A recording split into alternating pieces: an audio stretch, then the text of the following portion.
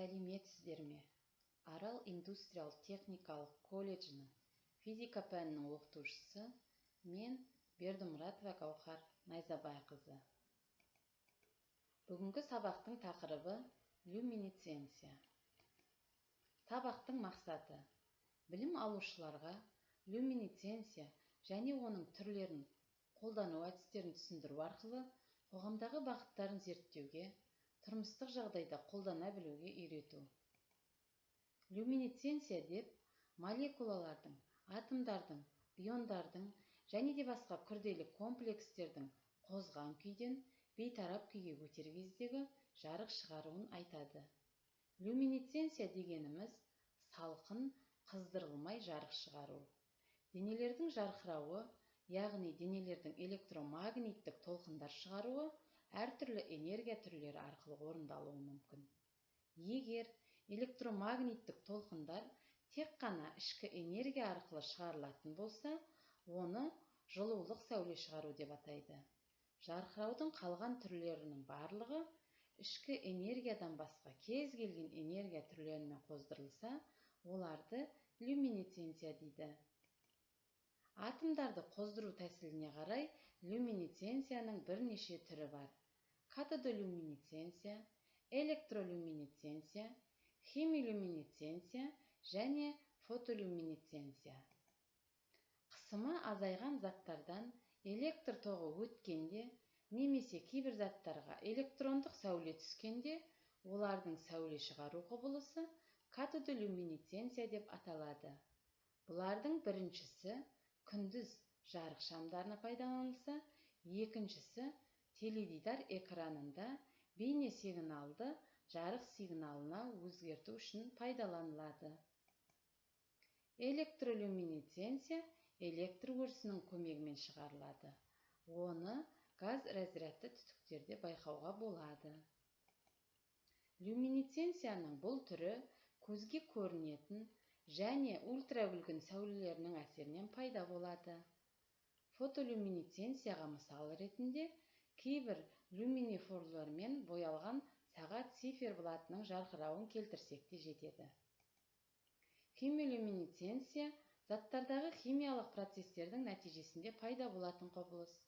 Оған мысалға ақ фосфордың, шіріген ағаштың және кейбір жәндіктердің, өзен жануарларының жарқырауын келтірсек те жеткілікті.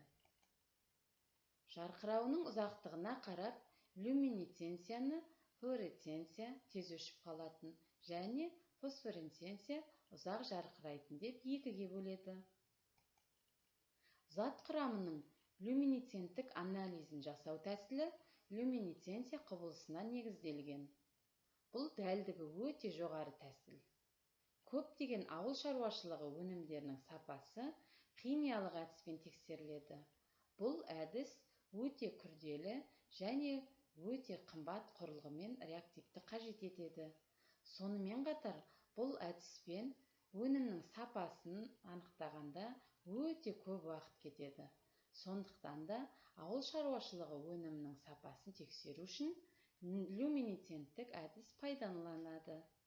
Люминесценттік талдау деп заттарға ультравүлгін, рентген, гамма сәулелерімен және электрондар ағынымен әсер еткенде олардың оптикалық сәулеленудің пайда болуын айтады.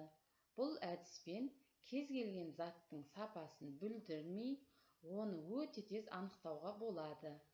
Люминесценттік жарқыраудың спектрлік құрамы оны шығаратын толқын ұзындығына емес, тексеріліп отырылған заттың құрамына, оның молекуласының құрамы мен күйіне тығыз байланысты. Сөйтіп, люминесценцияның интенсивтігі мен спектрлік құрамына қарап, ауыл шаруашылығы өнімдерінің сапасы мен сортын анықтауға болады. Люминесценттік талдау субъективті және объективті болып екіге бөлінеді. Ультравүлгін сәуле түсіргеннен кейін зат люминесценттік жарқырайды. Осы жарқырауды адам көзімен көріп бағалайтын болса, онда оны субъективті деп, ал құрылғы арқылы бақыласа, онда объективті деп аталады. Люминесценцияның спектрограммаларын түсіріп алу үшін әртүрлі спектрофотометрлер мен Спектрографтар пайдаланылады. Бұл объективті әдіс дәл болғанымен қымбатқа түседі. Сондықтан да субъективті әдіс көбірек пайдаланылады.